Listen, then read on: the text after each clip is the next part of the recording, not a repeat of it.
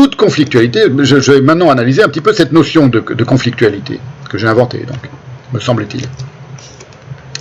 Toute conflictualité a sa source dans un contentieux. Le conflit, il est évident. Hein, il y a un conflit dès le Coran, pour le dire de manière la plus neutre, il y a un conflit entre Mahomet et les Juifs, entre les musulmans et le judaïsme. Ce conflit se perpétue, se poursuit. Quand je dis conflit de manière neutre, ça veut dire qu'il y a une opposition, une animosité des uns vis-à-vis des autres. Bon, on n'en dit pas plus pour l'instant, c'est de manière très neutre. Ce conflit se poursuit et se perpétue et existe aujourd'hui en Israël entre les juifs et certains musulmans, pas tous évidemment, entre les juifs et certains. Donc le conflit il est évident, après chacun l'interprète à sa manière, mais avant le conflit, moi ce qui m'intéresse c'est le noyau qui suscite ce conflit, à savoir la conflictualité. Et vous allez comprendre pourquoi je distingue conflictualité et conflit. Toute conflictualité a sa source dans un contentieux entre au moins deux personnes, au minimum, plus généralement entre deux groupes de personnes, qu'il soit ce contentieux formulé ou non, publiquement revendiqué ou non, et surtout qu'il soit réciproque ou non.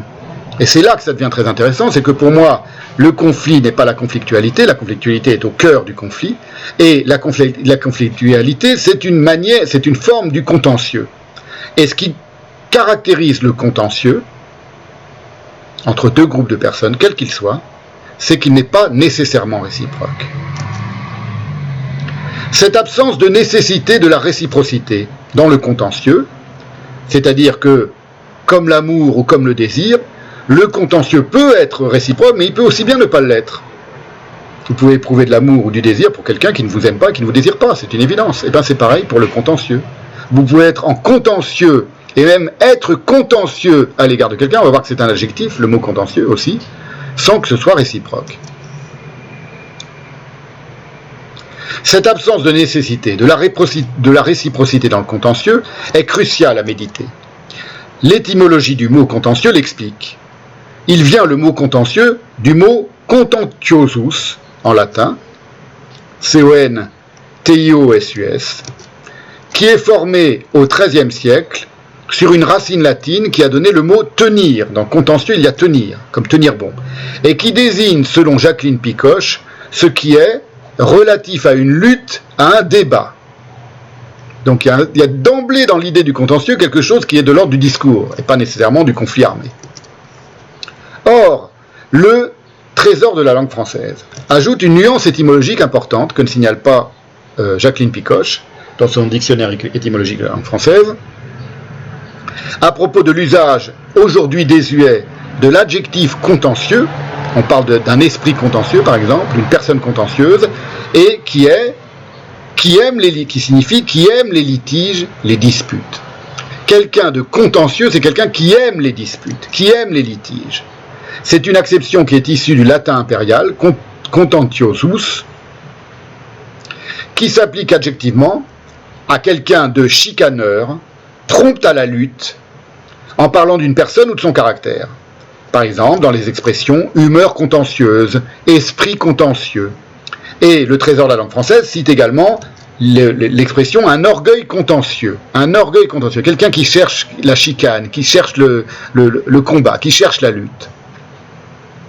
C'est une expression de Joseph de Maistre dans les soirées de Saint-Pétersbourg. Et on trouve aussi quelques traces de la volatilité du contentieux dans l'expression proverbiale « une querelle d'Allemand ». C'est-à-dire une querelle sans raison ni sujet. Vous voyez un petit peu où je veux en venir, hein, j'espère. Mais c'est des choses qui viennent de très loin. Que pour qu'il y ait conflit, il faut qu'il y ait conflictualité, et que cette conflictualité, elle participe du contentieux. Cette locution proverbiale, querelle d'Allemand, a dû faire son apparition du XVe au XVIe siècle. Je cite un site qui s'intitule France pittoresque, que j'ai trouvé la définition du mot contentieux. Je regarde, est-ce que j'ai une image de ce site? Non, ça c'est autre chose. Si l'on s'est servi du mot allemand, de préférence à tout autre, continue ce site France pittoresque, qui explique l'étymologie du mot de l'expression querelle d'allemand, c'est que les Allemands n'ont pas la réputation d'être des voisins très commodes. On disait au Moyen-Âge, les plus ireux de lire, donc les plus enclins à lire ou à la colère, sont en Allemagne.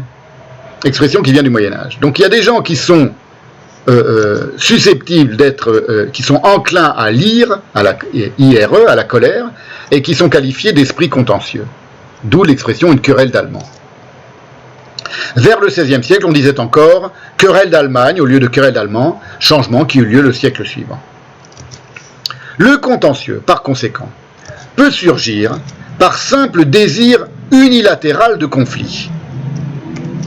Le conflit peut être unilatéral, le désir de conflit peut être unilatéral.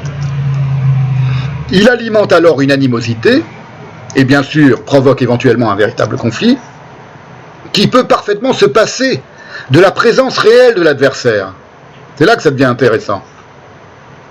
Il suffit que cette présence soit fantasmée pour que le contentieux bouillonne en conflictualité. Et il suffit que la personnalité de l'adversaire, de celui qu'on désigne comme adversaire, soit fantasmée pour que le contentieux devienne conflictualité. Bouillonne en conflictualité. Il y a eu ainsi des périodes d'embrasement antisémite en Europe, dans des lieux d'où les Juifs avaient été expulsés depuis au moins des décennies. C'est quelque chose, c'est un phénomène courant et connu dans l'histoire de l'antisémitisme. Il y a eu des moments de flambée antisémite où on cherchait les Juifs, et on cherchait à tuer les Juifs, alors qu'il n'y avait plus de Juifs. Parce qu'il y avait eu un enfant qui avait disparu, on accusait les Juifs qui n'étaient plus là depuis des décennies, depuis très longtemps, d'avoir pratiqué un meurtre rituel, par exemple. Donc c'est pour vous montrer qu'il y a dans la conflictualité et dans le conflit quelque chose de profondément imaginaire, paranoïaque, parfois, pas toujours évidemment, mais parfois, et qui tient à la qualité de contentieux de la conflictualité, et donc du conflit. Et on a un équivalent musulman de cette